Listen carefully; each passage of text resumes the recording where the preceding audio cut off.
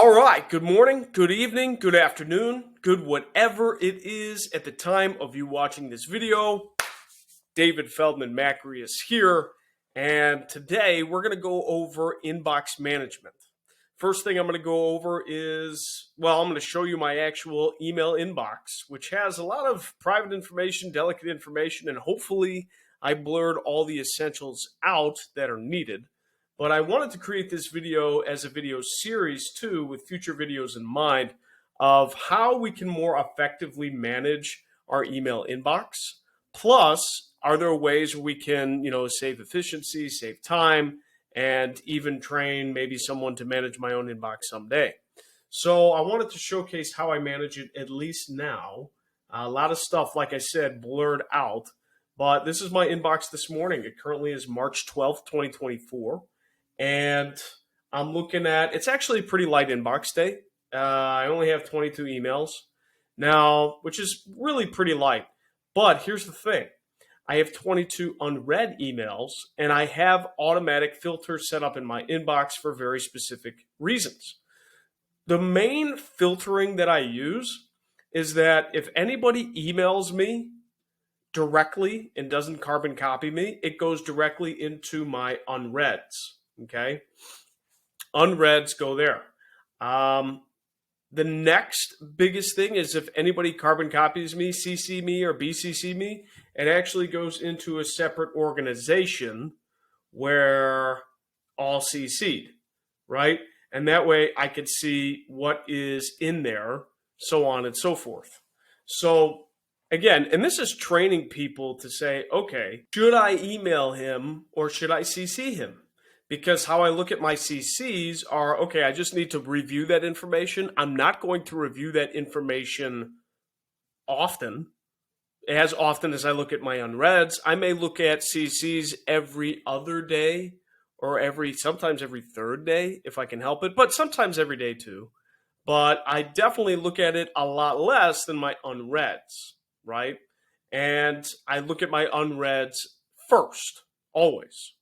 Newsletters, promotions, all that jazz, I filter out. That just has to be an over-the-time situation. Like if anything's a newsletter or whatever, you just go through your inbox, select everything, newsletter and promotion, and just filter it out. Own separate filter. It misses the unread, so I only get the things I need to get. Now, sometimes I miss out on some things, like newsletter from clients that I'll subscribe to and things like that, but honestly, it's helped my life so much when I went to this style. It's just such a better way to live. So how my inbox reads right now is I have 22 emails, a few CCs that I haven't gone through, and how I delineate my CCs, I'm going to show you. So how I delineate my CCs is it'll actually come through as a star. So any new email that comes through, that is a CC. It'll miss the inbox. It'll automatically be read, and then it'll show up as a star. So then I can go through and unstar the emails that I've already gone through. And it's such a great, easy habit to minimize your inbox. So I'll look at that later. And depending upon the day, if I've missed too many CC times in a row, I'll start with the CCs. And usually I don't work my way down. I work my way up. So I could see some of the stuff that's a little later, because sometimes the earlier stuff, it's better to look at some of the stuff that happened days ago versus the stuff that happened right this second, because the stuff that happened right this second, at least in my industry, is still progressing, right? So I think I just spit on my cover here a little bit. Sorry for that cover. Okay, so when I go through this, what did I do here? I blurred out the information that is relevant, or, not relevant, but the information that is trying to protect, my teammates, my team members, my clients, so on and so forth. And I left some of the other stuff that I don't really need as open. And when I was doing this, I thought about, okay, this is sort of how I go through my emails. Like what I'll do is I won't actually go into each email and start reading stuff right away. I don't do that typically. I'll look at my inbox and then I will select items that I can either read or unread, or well, not unread, but read. And that way I deprioritize it in my day. So if I unread them, like if I wanted to unread this, I would select it, and then I would select unread, or I'm sorry, mark as read. Because this is a guy soliciting, saying agency partnerships, blah, blah, blah, blah. I've gotten stuff from him before, and I don't really want to read it. So I know I don't know this person. And nothing really captivates me here. Read. And that's what happened. So now when I refresh my inbox, which I'm not going to do because it's going to go and redo all my blur settings, this will actually drop off from my unreads, therefore getting it out of my way, and now I only have 21 emails. So pretty cool system. I got that from somebody a couple of years ago, and I really like it. I've been using it ever since. Some of the other things here, like there's follow-up reminders here too, which is good. I just don't really need to look at that, and if I dismiss, they'll go away. So that's that one. This one, we speak Spanish. So there's a slider there. I need to review that. I blurred out the client and the name of the person sending it to me. So that's something I need to review. So I'm leaving that unread. There's a lead count report that's actually relevant to one of my meetings. I'm leaving that unread. Here's a couple more that I don't really need to see. Google Ads feedback. I do like receiving Google Ads information to my inbox sometimes, but this feedback email doesn't really concern me. This is an Apple business team. I do like receiving emails from them when they need me, so I don't want to filter them into a newsletter and promotions, but I don't really need this email right now. Mazda, I could probably unsubscribe for that. Unsubscribe for that because I don't really need it anymore. We don't have a Mazda client at this time, so that is not necessary. Then I have a couple of these items. So a couple of these items are actually emails from team members. So I'm blurring that out because I do need to go through them. Here's another soliciting email. So basically, this first go through of my email, it's just to get rid of the unsoliciting or the soliciting things too. This one is Chicago Auto Show. This is a random notification. I mean, I've done a pretty good job of filtering out emails as I go, but it doesn't always prevent every single piece of solicitation and somebody trying to sell you something. Because sometimes I do like to see those. You know, I'm in marketing, right? We need to see what good subject lines and taglines are. So I don't want to absolutely siphon out every little freaking email, but I'm going to tell you the way I've set it up takes a lot less time out than going through all of your newsletter and promotions as well. And here's another one too that I can get rid of. So all of these I'm actually going to read. See, that one just dropped off because it timed out. I didn't even refresh, but the way Gmail inbox works is Google actually just said, oh, okay, he read that, it's gone. So that one dropped out, and I'm actually going to read all of these selected ones here too, and that way I can be done with those. The next thing I'm going to do, so I did that, now I'm down to 15 emails. So the next thing I'm going to do is dismiss these nudges because I don't really need it. Actually, I do need that one, so I'm going to dismiss this one. And now we're down to this.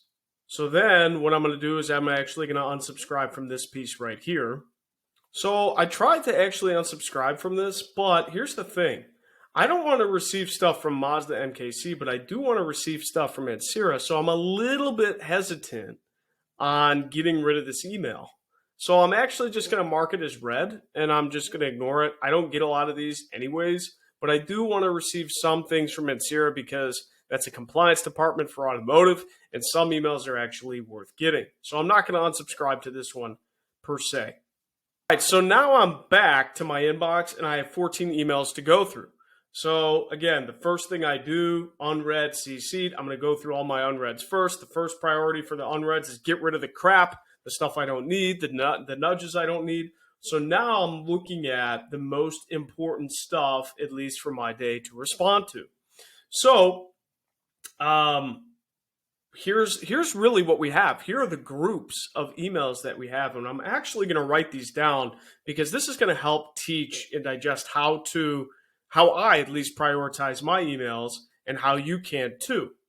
All right, so I have this part. This is a working sketch, and it may be a little hard to see because I'm trying to get it all on the same page here.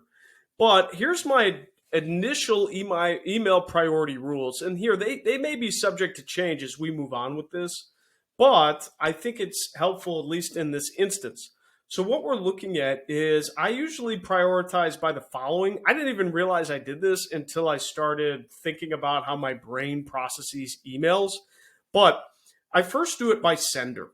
So my sender categories are, I mean, the main ones I want to look at are really one of these four, right? They're either my clients, so people that I serve and collect money from for my services, company management or ownership, so people either at my level or above me in my company, or whatever company you work with. You can think of it as your boss or your director or your owner or whatever. Then I have team members, which are typically people that are at my level or a little bit lower, um, or direct reports. And they're usually waiting on info or direction from me or need to communicate some sort of result for me or something like that. And then we have vendors. So, vendors meaning people trying to sell me stuff, people trying to elicit my business. This is typically the order of what I look at as far as who do I respond to first, because unless I'm really, I mean, this example, because I only have 14 emails, I might just start at the top and go through them all because it'll be fast and easy. But if I have a lot of emails, like 50 or 70 or whatever my inbox is, then I need to prioritize this way, because then I'm going to hit the most important things first, right? And that's why I typically do it this way. Sometimes, actually, I'll prioritize team members waiting on info and direction for me because they're serving the clients or they're serving my projects and things like that. I'll prioritize them over company management and ownership. And that's just the nature of the business. And then by vendor. So that's usually my priority of looking at emails when my inbox is too full.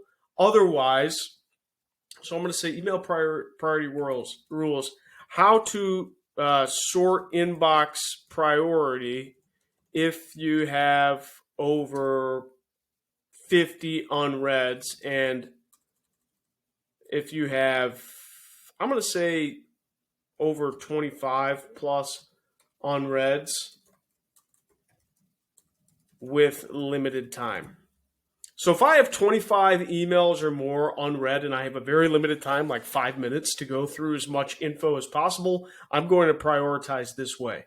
I'm going to prioritize by sender, which cascading importance is clients, team members, company management, ownership, and vendors. And then I'm also going to simultaneously prioritize by urgency. And the urgency will most of the time overrule the sender. So maybe, but it's a little more, how do I put this?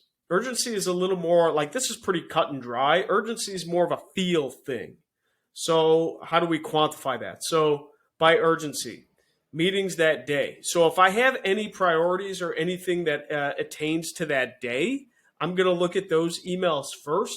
So I can tell you right off the bat, this email and this email for my day actually pertains to a meeting I have in a few hours. So with that, to go after these two emails first. But again, my inbox is pretty small. It's under 25 unread, so I could probably breeze through all this in a few minutes. We'll see.